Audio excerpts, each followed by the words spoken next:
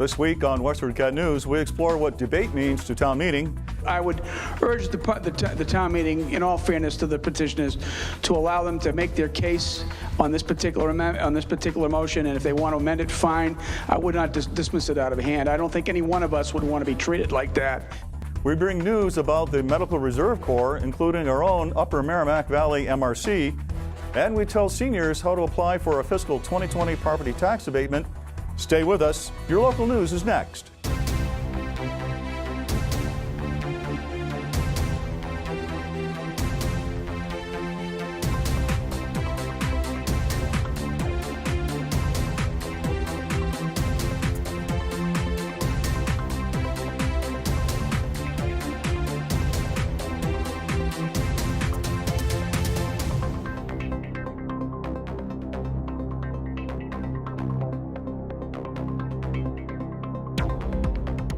Welcome to WestfordCAT News. I'm Chuck Steinhauser, a WestfordCAT volunteer. Before we get started, I'd like to remind you to sign up for our email alerts to get our latest Westford news articles. Just visit westfordcatnews.org and click on the red subscribe button in the upper right corner. Do you have a local issue that you feel passionate about? Our news director, Joyce Polino Crane, would like to work with you on the details and collaborate telling your story. Email jcrane@westfordcat.org to team up. Uncertainty over campaign financing disclosures is plaguing U.S. Representative Lori Trahan, who won her seat for the 3rd Congressional District in November. The watchdog group, Campaign Legal Center, has filed a complaint with the Federal Election Commission alleging reporting violations by the Lori Trahan for Congress Committee. Trahan's financial summary, filed with the Federal Election Commission, shows she loaned herself $371,000 during the campaign. The CLC complaint accuses the Trahan for Congress Committee of violating FEC reporting requirements, failing to timely disclose bank loans obtained in connection with an election, and violating the FEC's reporting requirements by reporting $300,000 in personal loans from the candidate, which exceeds Trahan's known assets, according to the complaint. Federal Election Commission rules limit contributions from others to $2,700 per election. Trahan and her husband David live in Westford. Neither Trahan nor her staff members immediately returned an email seeking comment. Governor Charlie Baker proclaimed Saturday, April 6th as the first ever Massachusetts Medical Reserve Corps Day. This recognition honors 38 MRC units across the Bay State. MRC volunteers serve the public throughout the year and during times of greatest need. In 2018 alone, the local MRC responded to an unprecedented 3 disasters in the area, according to Upper Merrimack Valley MRC Coordinator Nancy Burns. During Winter Storm Quinn in March of 2018, members staffed emergency shelters and warming centers across the region. In September, they responded to the Merrimack Valley gas explosions, and 2 months later to the measles exposure in Lowell. Ongoing community service includes supporting blood pressure screenings and annual flu clinics, Burns noted. The volunteers provide first aid at sporting events and teach the public about preparedness. The Westford Health Department is host agent for the local unit called the Upper Merrimack Valley MRC. The Westford-based MRC also covers Billerica, Chelmsford, Dracut, Lowell, Tewksbury, and Tingsboro. Here's our feature of the week. As the dust settles on the March 23rd annual town meeting, a discussion on the importance of debate is taking shape. It was resident John Cunningham who introduced the topic at the March 26th Selectmen's meeting. Cunningham noted that the voters at the annual meeting used a rule for ending debate during town meeting. The measure stifled discussion, he said, and denied voters the opportunity to decide on the matter. Here's Cunningham. I'm really concerned about an annual town meeting. And a somewhat disquieting experience this time, and particularly regarding motions to dismiss. Excuse me. And they were used to limit debate, limit information. They kind of stifled the debate, and I think we need some clarity on the use of that motion. It's not even mentioned in Robert's rules. It's mentioned in, I think, town meeting time, but excuse me. We need to clarify its use because it's debatable and it can be approved by a majority. But usually it was reserved, at least traditionally, for new information or something that says that what we're asking to do is illegal or something like that. not necessarily to stop debate. Roberts has an interesting part in it that says, they have postponed indefinitely versus something like dismiss. They don't even mention the word dismiss. They also say it's similar to postpone indefinitely, but Roberts says once you do that, it opens debate on the main motion. I like that. But I think the use of it, the way we saw it in town meeting, it discourages citizens' petitions. I think it stifles debate, and I think we need to take a look at it. Cunningham was followed by Jim Antonelli, chairman of the naming committee. In Article 24, Antonelli and his committee members were asking voters to approve the renaming of Stony Brook School to the Everett V. Olson Junior Middle School in honor of the superintendent. I too want to second what Mr. Cunningham said this evening. A lot of work was done on those articles to get to town meeting floor. I really think that debate should have taken place and that democracy should have taken place. I was quite disappointed that not only was the article put forward by the naming committee dismissed without any kind of sharing of information as to why the Article 25 was against, and then immediately after 24 was dismissed, 25 was pulled off, which was really surprising to me. So therefore, I don't know why 25 wasn't debated and brought forward as an opportunity for the naming of an administrative building to be named after Bill Olson, but I find it disconcerting that there wasn't an opportunity to have a debate about that and a vote.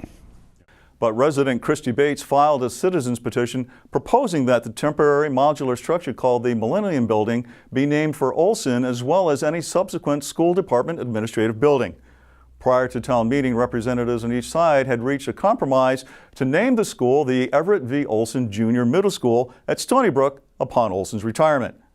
But when Eileen Tatro stepped up to a microphone at annual meeting and moved to dismiss Article 24, her action left no opportunity to discuss the issues. The measure to dismiss passed 118 to 115 votes, and Bates moved to dismiss her own article. Christy Bates, Pierce Avenue. Madam Moderator, I move to dismiss Article 25. Okay. Do we have a second? Any discussion? All those in favor say aye. All opposed? Motion passes majority. Thank you. Several other citizens' petitions were also taken off the table at the annual town meeting, including a controversial measure seeking approval to put an approximate 14,000 square foot restaurant on a parcel of farmland preserved solely for agricultural use. Watch the Selectmen's meeting and the annual town meeting at WestfordCAT.org. Annette Cerullo and firefighter Darren Lanier explained why seniors may want to put lock boxes on their front doors.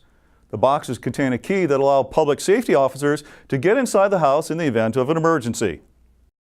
This is a secure box. It mounts to the side of the house.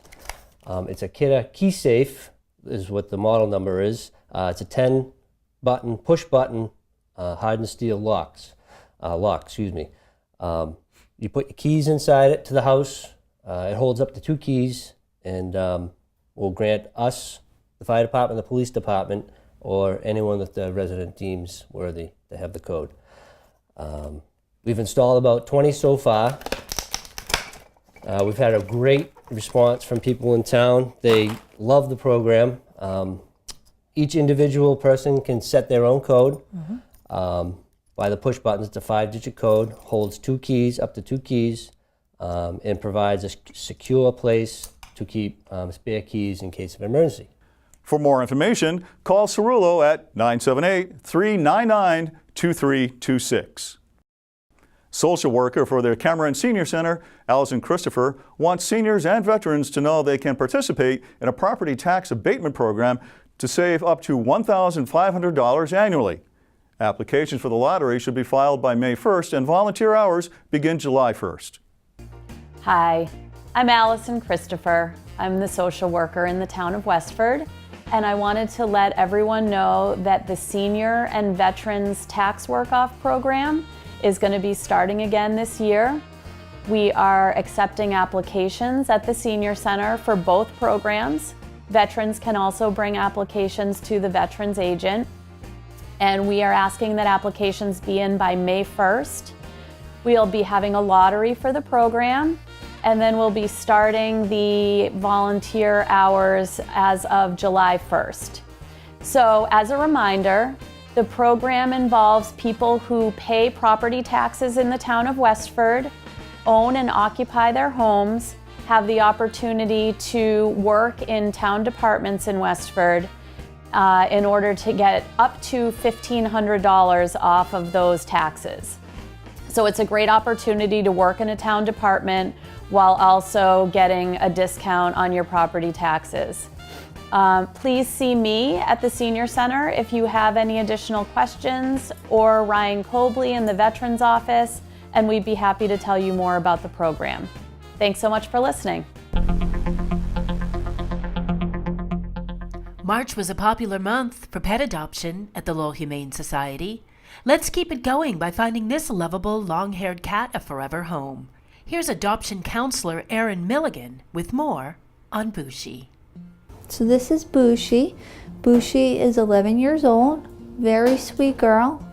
She is looking for a family who does have a good history with the veterinarian that they work with, because she is looking for someone who can take her to the vet consistently. She came in with a thyroid condition here at the shelter, so she is going to need to be on meds for that for life. Luckily, she is very good about taking those medications, and she takes them right in the food. She would do okay with kids. Cats and small animals are probably fine too. Dogs we don't have a history with, but slow introduction, certainly a possibility. Right now you can see that she does have a shave coat. She did have some mats when she came into the shelter, so we got that cleaned up for her, make her feel more comfortable. But it also makes her feel very soft as well. She does love being pet. She loves to cuddle with you. She does play. She actually does love watching TV. It's actually one of her favorite things to do, is to cuddle with you while watching TV. And when you're not watching TV with her, I think she'd enjoy watching cat TV out the window. The foster home did say that she does love to rub against you and get her head scratched. She does also flop over to let you pet her belly.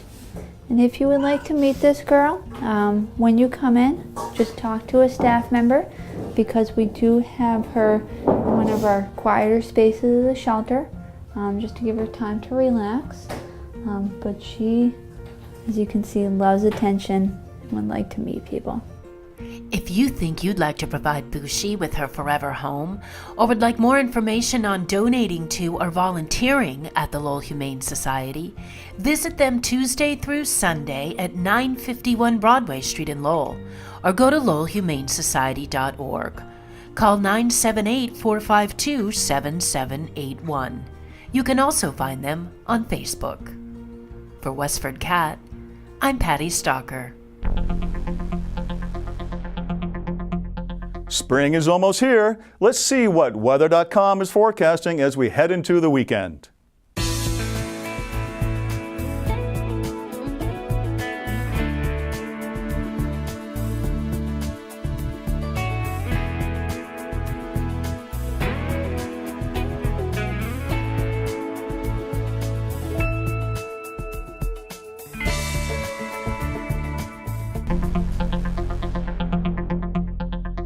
Here's WestfordCAT board member Betsy Alvarez with suggestions for things to do in the area.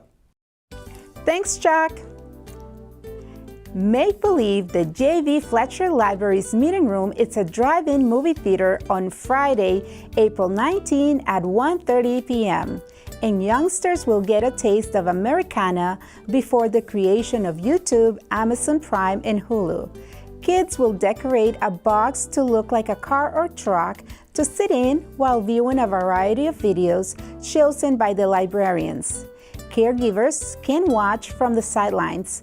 Tickets are $2 each, available now for adults and children ages 3 and older. The program is funded by the Friends of the Library. For more information, visit westfordlibrary.org. Open Mic Night at the Parish Center for the Arts is coming up on Sunday, April 14 from 6:30 to 10 p.m. Singers, musicians, and poets have a platform for sharing a song, tune, or poem with a room full of supportive listeners. All ages and talent levels are welcome.